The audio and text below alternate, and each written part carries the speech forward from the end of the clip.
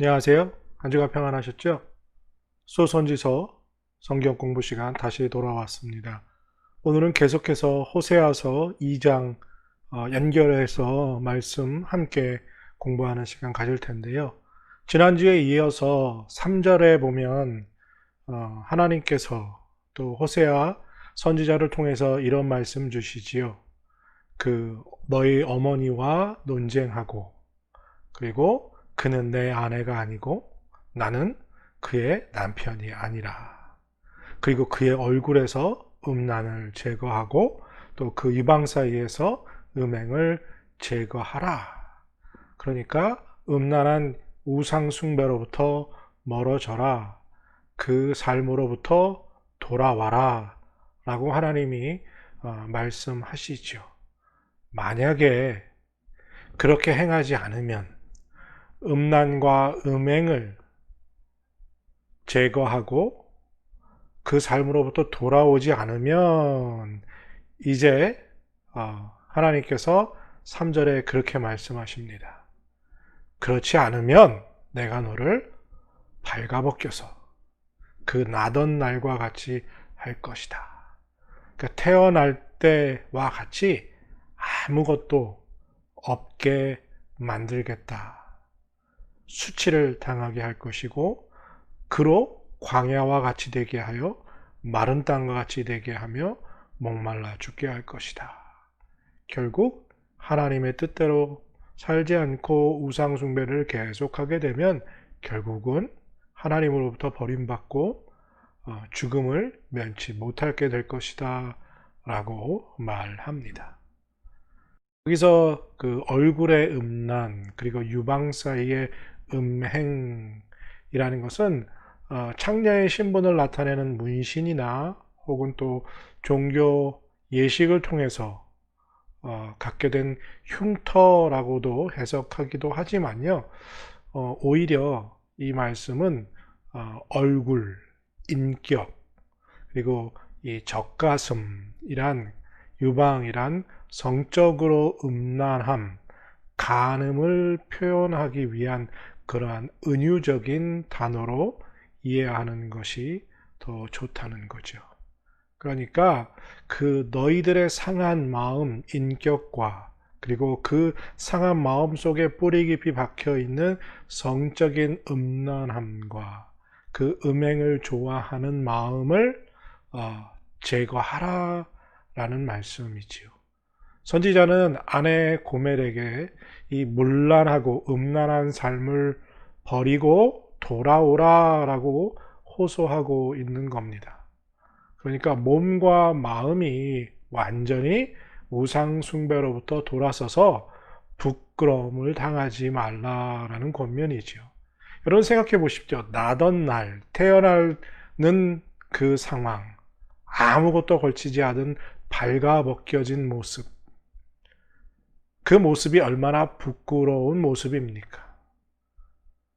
이 호소는 하나님께서 이스라엘에게 호세아 선지자를 통해서 하시는 말씀이라는 거죠.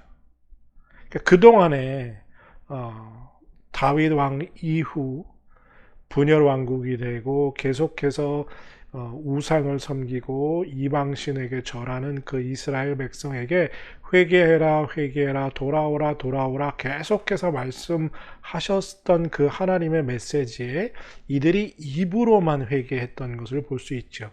왜냐하면 하나님 잘못했습니다 할 때가 있지만 다시 돌아가서 또 우상을 숭배하고 또 우상을 숭배하는 그러한 모습 속에서 너희들이 이제는 더 이상 입으로만 회개하지 말고 그 마음과 삶의 방식에서 완전한 변화를 나타나도록 그렇게 하기를 하나님이 원하신다는 거죠. 그래서 2절 마지막 부분에 그렇게 말씀하시는 거죠. 음란을 제하고 유방사에서 음행을 제거하라. 그렇지 않으면 너에게 찾아올 심판은 이것이다 라는 것이 3절의 메시지죠.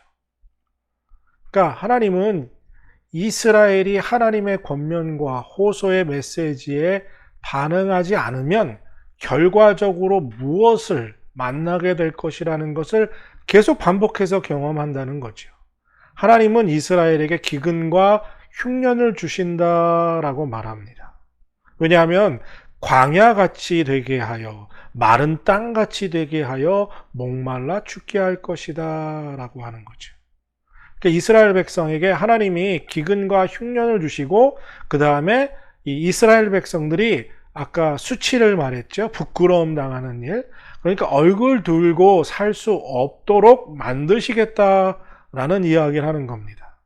그러니까 하나님께서 얼마나 무서운 경고를 하고 계십니까? 여러분들 배가 고픈 것, 목마른 것도 견디기 힘들고 어렵지만 또 부끄러워서 얼굴을 들고 다닐 수 없을 만큼 수치스러운 일을 만나는 것도 참으로 견디기 힘들고 어려운 일이라는 거죠. 그것이 어떻게 나타날 것인가에 대해서 하나님이 말씀하시는데 땅이 마른 땅같이 될 것이다. 광야로 번성했던 땅이 광야와 같이 다 변해갈 것이다 라고 선언하는 것이죠. 그러니까 너희들이 이 수치와 배고픔에도 회개하지 않고 마음으로 하나님 앞에 돌아오지 않으면 결국 이스라엘 백성이, 이스라엘 민족이 포로로 끌려가게 될 것이고 그 다음에 사람이 살지 않는 그 땅은 마치 황무지와 같이 그렇게 변해갈 것이다. 사람 없는 땅, 광야의 땅과 같은 메마른 땅으로 변해갈 것이다 라고 하나님이 무서운 심판의 메시지를 던지시는 거죠. 그러니까 이 땅은 다시 사람을 먹여 살릴 만한 쓸모 있는 땅으로 회복받기 어렵고 영원히 쓸모 없는 땅, 황무지와 같은 땅이 될 것이다 라고 말하고 있는 겁니다. 이 선언은 왜 그러냐 하면요, 그동안의 이스라엘 백성들은 자기들의 풍요가 하나님으로부터 온 것이 아니라 그 나라의 왕, 북이스라엘을 다스리는 왕으로부터, 나라로부터, 그리고 주변 국가로부터 들어왔다고 생각하는 겁니다. 그러니까 왕이 정치를 잘하고 군사력을 키워서 그 주변 국가들을 점령하고 그 나라들을 다스리면 조공을 받게 되지요. 그러면 이스라엘이 풍요로워집니다. 그 풍요로움이 사람으로부터, 그러니까 이방신을 섬기는 그들로부터 왔다라는 거죠. 그래서 하나님이 그들에게 가장 믿을만했던 그 풍요로움을 거두시겠다는 거예요. 그러니까 3절에서 말하고 있는 것처럼 마른 땅을 만드시겠다는 것, 결국 무엇을 이야기하시냐면 하나님께서 그동안 너희들이 누렸던 그 풍요는 이방 신을 믿는 이방 나라 사람들이 또는 이스라엘의 왕이 정치를 잘하거나 군사에서 전쟁을 잘해서가 아니라 내가 내렸던 것이다. 그런데 너희들이 내 말을 듣지 않고 다른 우상을 섬기니 이제는 그 풍요로움을 모두 거두시겠다라는 겁니다. 그러니까 여러분들 우리가 기억해야 할 것은요, 하나님의 풍요, 하나님이 베풀어 주시는 은혜가 사라지면 그 어떤 인생도 다 황무지 같은 인생이 될 수밖에 없다는 겁니다. 여러분들 오늘날 우리가 미국에서 세계에서 가장 부자 나라 중에 한 나라인 곳에서, 그것도 가장 잘 사는 카운티 중에 하나인 페어팩스나 라우든 카운티에 살면서 사실 부족함 없이 살지요. 요즘 전화기 집에 한 사람씩 하나씩 갖고 있지 않은 사람 없고요. 태블릿 PC라고 이야기하죠. 아이패드나 또 삼성 패드 같은 거, 그런 거 집에 한두 개 없는 사람 어디 있습니까? TV 한두 대 없는 집 없고요. 냉장고 한두 대 없는 집이 어디 있습니까? 이처럼 풍요롭고 부한 삶을 살고 있는데 이것이 내가 잡을 잘 잡아서, 내 기술이 좋아서, 내 능력이 좋아서, 내 수완이 좋아서, 내 기술이 좋아서 이것을 내가 이렇게 풍요롭게 산다라고 생각하고 하나님을 멀리하는 모습이 우리들 안에 있지 않느냐 하는 거죠. 이것이 바로 이스라엘 백성이 행했던 모습과 똑같은 모습이라는 겁니다. 그런데요, 우리가 누리고 있는 그 많은 풍요, 그것은 결국 하나님이 베풀어 주신 것입니다. 오늘 말씀하고 있는 것처럼 하나님께서 그 풍요를 하루아침에 걷어가시면 우리에게는 아무것도 남지 않고요, 메마른 황무지와 같은 광야의 인생, 그 인생으로 떨어질 수밖에 없다는 겁니다. 그러면서 4절에 그렇게 말하지요. 내가 그의 자녀를 긍휼히 여기지 아니하리니 이는 그들이 음란한 자식임이니라. 그러니까 여기서 무슨 얘기냐면요, 고멜의 자녀들까지도 불쌍히 여기지 않으시겠다라는 선지자의 메시지입니다. 그러니까 이것은요, 우리가 지난주에 살펴보았던 그 호세아의 둘째 아이 로루하마의 이름과 연결되어 있는 거죠. 이 고멜의 자녀들이 음란한 어머니를 두었기 때문만 그들이 불쌍히 여김을 받지 못하는 것이 아니었습니다. 그러니까 어머니 고멜이 음란하기 때문에 그래서 그들도 음란한 자녀라 라고 불리우게 된 게 아니라요, 그들 자녀들도 어머니를 닮아서 어머니의 음란한 행위로 우상 숭배에 빠져 있었기 때문입니다. 그러니까 여러분들, 우리 한국 속담에도 있잖아요. 3살 버릇 80까지 간다. 그런데 그 3살 버릇은 누구에게서 배운 거냐 하면 바로 젖 먹여주신 어머니, 그리고 그 옆에서 시간을 많이 같이 보내준 아버지에게로부터 배운 습관입니다.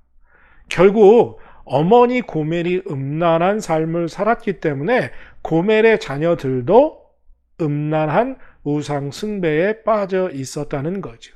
결국 이 말은요, 이스라엘 전체가 우상 숭배에 빠져 있다는 것과 함께, 그러니까 어머니, 그것을 이스라엘로 보면 전체가 우상 숭배에 빠져 있기도 하지만 그의 자녀, 즉 개개인 이스라엘 백성 한 사람 한 사람도 우상 숭배에 빠져 있다는 겁니다. 그러니까 이스라엘 전체 공동체, 이 공동체라는 의미에서 우상 숭배에 빠져 있음은 각 개인의 우상 숭배에 빠져 있음에도 연관이 있다는 거죠. 또한 이 이스라엘은요, 북이스라엘, 특별히 북이스라엘은 주변 나라들의 이 정치적인 힘과 부를 의존했습니다. 그러니까 그들과 어떤 관계를 맺고 어떻게 협력 관계를 맺음으로 따라서 그들의 부를 받아 누리는 게 되는 거죠. 그렇기 때문에 하나님을 버리고 하나님을 의지하지 않고 이 주변 국가들과의 이런 정치적인 상황, 군사적인 조약을 체결함에 있어서 그 나라를 유지하고 부를 누리려고 했다는 거죠. 그러니까 원래 이스라엘 백성은 하나님을 믿고 하나님을 섬기고 하나님의 뜻대로 살아감으로 부를 누리고 하나님이 주시는 풍요 속에 살아가야 하는데, 그러니까 하나님을 전적으로 의지해야 하는데, 이 북이스라엘 민족들은 우상 숭배에 빠지고, 그리고 그 우상 숭배에 빠지면서 주변 국가들과의 정치적인 그리고 군사적인 협약과 조약을 통해서 그들의 힘을 키우고, 그리고 그것을 통해서 얻어지는 부로 그들이 살아가게 되었기 때문에 하나님을 의지하지 않으므로 그 결과는 결국 무엇이 되었다? 고아처럼 버림받게 되어서 광야에서 메말라 목말라 배고파 죽게 될 것이다 라는 거죠. 그러니까 여러분들, 우리가 이 세상의 고아가 아닌 것은 하나님이 우리의 아버지가 되셨고 우리가 하나님의 양자가 되었기 때문입니다. 물론 예수님 믿기 전에는 우리들도 이 세상의 고아처럼 부모 없는 자녀였지요. 하지만 예수 그리스도의 보혈로 말미암아 우리가 죄 씻음을 받고 하나님이 우리를 그 보혈의 공로에 따라 하나님의 자녀로, 양자로 삼아주셨던 거죠. 그래서 하나님이 아버지가 되셨고 우리는 더 이상 이 세상에서 고아처럼 부모 없는 자녀로 살아가지 않고 아버지 하나님이 계심으로 능력과 풍요를 누릴 수 있게 되었다는 거죠.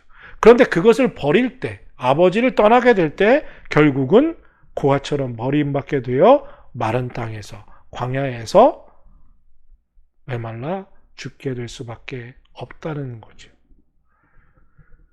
이스라엘 백성은 이것을 너무나 잘 알았는데 왜 하나님보다 바알을 더 찾고 숭배했을까 하는 것입니다. 그러니까 바알이 더 능력이 있었느냐? 절대 아니거든요. 바알이 무엇을 해주었기에, 어떤 신이었기에, 비록 보이지 않는 하나님이시지만 살아계신 하나님, 능력의 하나님, 역사하시는 하나님보다 더 바알을 숭배하고 찾았느냐 하는 거죠. 이 바알은 아세라 신과 함께 풍요로움, 다산의 신이라고 믿었습니다. 그러니까요, 바알을 섬기면 풍요로운 의식주가 약속되었던 거죠. 비를 내려서 곡식을 풍요롭게 자라게 하는 신이었습니다. 그러니까 이스라엘 백성이 눈에 보이는 이 바알 신을 더 숭배했던 거죠. 이 신을 믿으면 더 풍요로운 많은 곡식을 얻게 해주는 비를 내려줄 것이다. 그리고 또 가장 큰 중요한 이유 중에 하나는 이 바알과 아세라 신을 섬기는 행위 자체가 성의식이었습니다. 그러니까 음란한 행위를 하였지요. 성적으로 문란함이 이 바알을 섬김의 형식이었어요. 의식이었고. 그러니까 이 거룩함과 딱딱함에 매여 있던 어떤 종교적인 굴레에 묶여 있는 것 같이 느껴지는 이스라엘 백성에게 삶의 쾌락을 주기 때문에 그것이 이스라엘 백성에 훨씬 더 강한 유혹으로 작용했던 거죠. 오늘날도 마찬가지 아닙니까? 여러분들 사실 성경에서 뭐뭐 하지 말라라는 말이 많아서 오늘날 성도들이 하나님이 우리를 너무 올가맨다, 너무 졸라맨다, 너무 움직일 수 없게 답답하게 만든다. 무슨 기쁨으로 무슨 즐거움으로 세상을 살라는 거냐라고 말하는 분들이 있지요. 신앙, 교회 믿는다는 거 얼마나 재미있냐라고 말하지요. 왜냐? 세상에는 더 큰 쾌락, 더 큰 즐거움이 있어 보이기 때문입니다. 그래서 오늘날 많은 세상 사람들도, 그리고 또 교회를 섬기고 하나님을 믿고 신앙생활하는 성도들도 교회보다 세상의 것을 더 즐기고 그 쾌락에 빠져 살려고 하는 거죠. 5절에 보면요, 그들의 어머니는 음행하였고 그들을 임신했던 자는 부끄러운 일을 행하였나니. 여기서 이 부끄러운 일을 행하다라는 뜻은요, 강제로 하거나 억지로 한다는 의미가 아니라 아주 자기가 스스로 부끄러운 일을 선택하여 행했다라는 거예요. 그러니까 그 일을 즐거워한다는 거죠. 그 쾌락이 주는 그 쾌락에 빠져서 즐기고 살았다라는 말입니다. 그러면서 그렇게 말하는 거죠. 5절에 그가 이르기를 나를 사랑하는 자를 따르리니. 그러니까 누가 누구를 사랑한다는 겁니까? 고멜의 입장에서 보면요, 고멜을 사랑하는 다른 남자를 따르겠다는 거예요. 호세아 선지자는 고멜을 사랑하지 않는다는 거죠. 그러니까 고멜을 사랑하는 남자들이 주는 떡과 물과 양과 양털과 삶과 그리고 기름과 내 술을 나에게 준다. 그들에게서 어떤 풍요로움이 온다라고 생각하는 거예요. 그러니까 이스라엘 백성들이 하나님이 주시는 풍요가 아니라 그들에게 먹고 사는데 필요한 음식, 물과 떡, 그리고 옷 입는 것, 양털과 삶, 그리고 인생을, 삶을 즐길 수 있는 기름과 술을 누구에게서 제공받느냐? 이방 나라들, 우상들로부터 그것이 온다라는 거예요. 그리고 그들이 나를 더 사랑한다는 거죠. 그러니까 이스라엘 백성이 내가 그 이방 민족들을, 우상들을 더 섬기려고 한다라는 핑계로 우상을 섬기고 있다는 거예요. 여러분들, 우리도 하나님을 섬기면서도 이렇게 생각하지 않습니까? 하나님 믿는다고 밥 줘? 하나님 믿는다고 옷을 사줘? 하나님이 우리에게 즐거움을 줘? 아니잖아. 음식은, 물과 떡은 세상에서 나가서 돈 벌어야 구할 수 있고, 옷도 마찬가지고, 인생을 즐길 수 있는 기름과 술, 약간의 이런 쾌락을 누릴 수 있는 길은 세상이지 교회가 아니잖아. 그러니까 그것들을 더 섬기고 그것들과 어떻게 하면 더 좋은 관계를 맺을까? 그렇게 살아간다는 거죠. 그래서 이스라엘 백성이, 북이스라엘이 이방 나라들과 이런 정치적인 군사적인 동맹을 맺고 이런 좋은 관계를 유지하면서 그들로부터 받을 수 있는 먹고 사는 것, 음식과 옷과 기름과 술들을 뿐만 아니라 그들이 가지고 있는 이방 민족의 악한 습성, 그리고 불의한 삶의 자세, 그것들도 따라하게 되었다는 거죠. 여러분들 한자 사자성어 중에 아마 금묵자흑이라는 말이 있는 걸로 기억합니다. 그러니까 이 검은 거 옆에 있으면 더러워진다는 거죠. 그러니까 연탄 가게 가면 연탄 재래에 어디에든지 묻혀 오게 된다는 거예요. 그러니까 로마서 12장에 보면 세상과 구별된 삶을 살라고 하시죠. 예. 왜 하나님이 자꾸 우리가 세상에 살면서도 세상에서 구별된 삶을 살라고 하시느냐? 그 이유가 바로 오늘 본문에 있는 말씀과 같습니다. 그러니까 이스라엘 백성이 이방 나라들과 정치적으로 군사적으로 동맹을 유지하고 또 그 동맹을 유지하면서 얻어지는 많은 그 물질들, 풍요로움들, 예. 그것만이 아니라 그들의 악한 습성과 불의한 삶의 모습도 따라 담게 되는 거죠. 그들과 같이 사니까. 그들과 가까워지니까. 그래서 하나님이 비록 우리가 이 세상 속에 살고 있지만 세상과 구별되고 분리된 삶을 살라고 자꾸 요구하시는 것은 무엇이냐면요. 그 이유는 간단합니다. 세상의 것들과 자꾸 가까워지면 그 가까워질수록 그것들과 닮아가기 때문이에요. 그러니까 우리가 그러잖아요. 부부들도 오랜 시간 같이 살면 닮아간다고요. 왜요?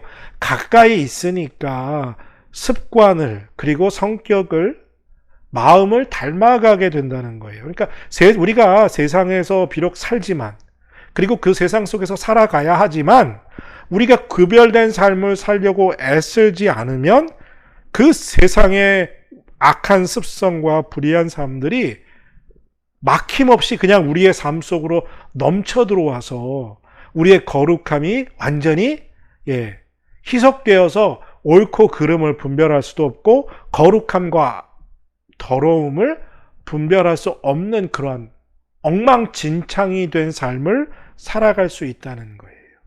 그것이 오늘 이스라엘 백성이 우리에게 보여주는 모습입니다.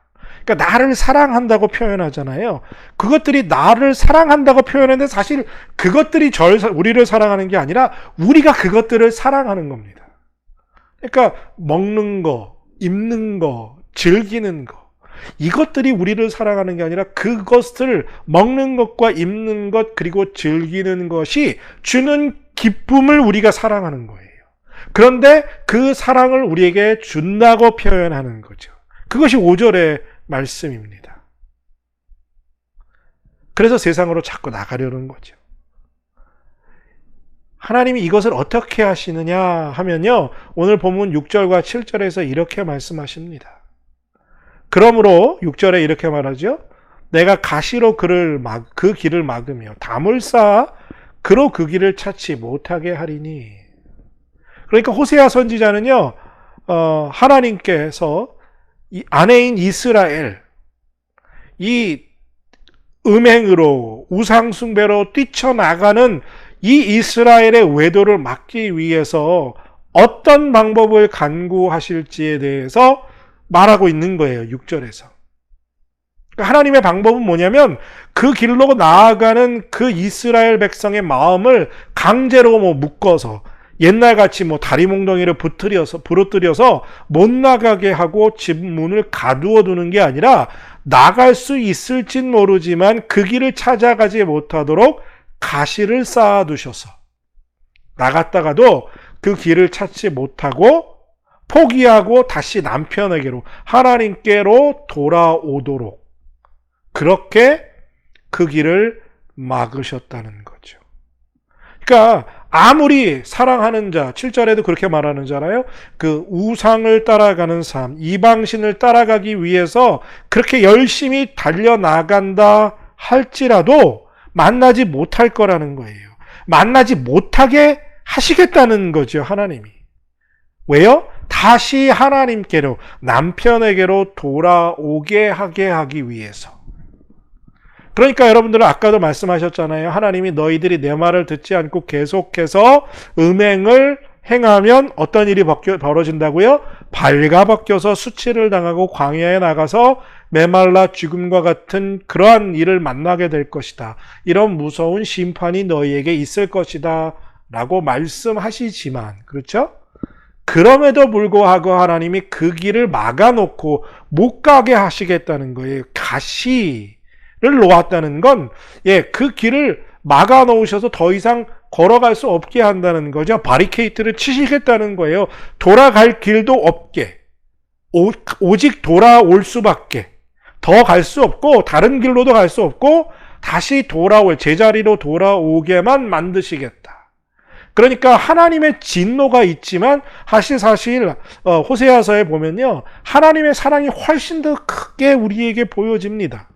그러니까 하나님이 진노하시기보다 어떻게 해서든지 우상 숭배로 외도하러 나간 아내 이스라엘을 제자리로 돌려놓기 위해서 하나님이 은혜를 베푸신다는 거예요. 이게 얼마나 큰 은혜입니까? 그냥 그 길로 가게 내버려 두셔도 되잖아요. 그렇죠? 가시를 뭐하러 쌓아 놓으십니까? 하나님 싫다고 떠나서 우상 숭배하겠다고 나간 그 이스라엘 백성을 버려두지 않으려 하시고요. 그들이 어떻게든지 돌아오게 하게 하기 위해서 그들의 삶의 길에 가시를 올려 놓으시겠다는 거죠. 그들이 아무리 달려나가도 그 외도하는 남편, 우상 숭배하는 세상의 것을 만나지 못하게 하시겠다는 그 하나님의 말씀을 여러분들 얼마나 큰 은혜가 되는지 모릅니다. 하나님은요, 우리가 세상에서 하나님께 돌아오게 하기 위해서 우리의 인생의 길에 많은 가시를 넣으신다는 거예요. 그러니까 여러분들, 우리가 하나님께서 고난을 주실 때 잘 살펴봐야 하는데요, 정말 하나님이 우리를 훈련하기 위해서, 그러니까 우리가 의롭게 살고 하나님의 말씀대로 살고 온전한 삶을 살고 있음에도 하나님이 우리에게 인생의 가시를 놓으신다는 건 우리에게 믿음을 더 한층 성장시키기 위한 테스트일 때도 있습니다. 하지만 우리가 그렇게 살아갈 때가 더 많습니까? 아니면 오늘 이 이스라엘 백성들처럼 세상의 쾌락과 세상의 것을 향해서 달려가며 살 때가 더 많습니까? 솔직히 얘기해보면 사실 의롭고 온전하게 사는 때보다 하나님이 원하시지 않는 세상으로 향해 달려가는 그런 삶을 살 때가 훨씬 더 많잖아요. 잘못된 길을 걸어갈 때가 우리가 바른 길을 걸어갈 때보다 훨씬 많죠. 당연히.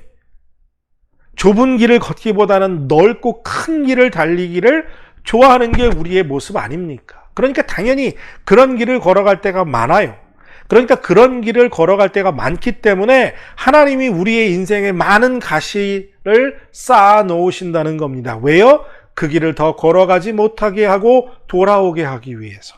그래서 우리가 고난을 만나고 어려운 일 만나면요, 정말 웬만큼 온전한 삶을 살지 않았으면 우리가 무엇을 하나님 앞에 잘못했는지 회개하는 시간을 먼저 가져야 합니다. 그러니까 하나님께 이렇게 묻는 거죠. 하나님, 이 고난이 나의 삶의 부족함과 허물과 하나님이 원하시지 않는 길로 걸어감 때문일 텐데 무엇입니까? 나는 지혜가 부족하고 아둔해서 하나님의 뜻을 이해 못하겠습니다. 하나님, 내가 무엇을 잘못했습니까? 회개하는 은혜를 주십시오라고 기도하면서 그것을 찾고 하나님께 기도해야 한다는 거죠. 다시 그 가시길 앞에 놓인 걸 뚫고 또 돌아가려고 하지 말고 다시 뒤돌아서 유턴해서 하나님께로 돌아와야 한다는 거죠. 그것이 하나님께서 우리에게 이 고난을 허락하시는 이유입니다. 그러니까요, 우리 삶의 고난은 정말 무엇일까라고 질문해 보면요, 결국 무엇이냐? 하나님이 우리를 괴롭게 하시기 위해서. 그러니까 심심해서 욥을 여러분들 하나님이 시험하시는 거 아니잖아요. 그렇죠? 예.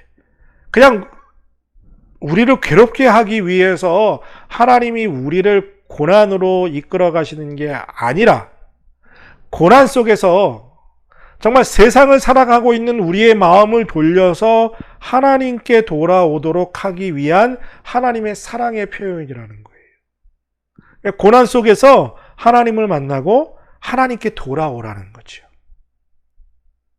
그래서 고난은 사랑의 표현이다. 여러분은 고난을 만나셨습니까? 특별히 이 코로나 19 사태로, 팬데믹으로 인해서 요즘 힘들지 않은 사람 한 사람도 없지요. 다 힘들어요. 그렇다면, 다 힘들다면, 우리가 온전히 다 온전한 삶을 살지 못했다면 하나님이 왜 지금 이 시간에 우리에게 이것을 허락하실까 기도하면서 하나님께로 돌아가기 위한 그 하나님의 사랑의 표현에 귀 기울이고 엎드리는 우리가 되어야 한다는 겁니다. 그러니까 오늘 이 말씀을 통해서 우리가 다시 한번 우리의 삶을 점검해 보길 원합니다. 정말 내가 원하는 길, 세상의 좋은 길, 세상이 원하는 길로 달려가는 내 마음을 하나님이 주신 가시로 멈추고 돌아서서 하나님께 돌아가는 그러한 은혜의 시간이 오히려 이런 팬데믹 시간에 우리가 기도하며 나아가야 할 길이 아닌가라는 생각을 다시 한번 해봅니다. 오늘 2장 다 끝내지 못했고요. 다음 주에 연결해서 2장 마지막 절까지 다음 주에 끝내도록 함께 하겠습니다. 지금까지 함께 해주신 여러분들 감사드립니다. 또 한 주일 동안 건강하시고요. 다음 주 이 시간 다시 여러분들을 만나 뵙겠습니다. 그때까지 모두 건강하시고 하나님과 동행하는 그러한 귀한 하나님의 사람들 되시기를 축복합니다. 감사드립니다.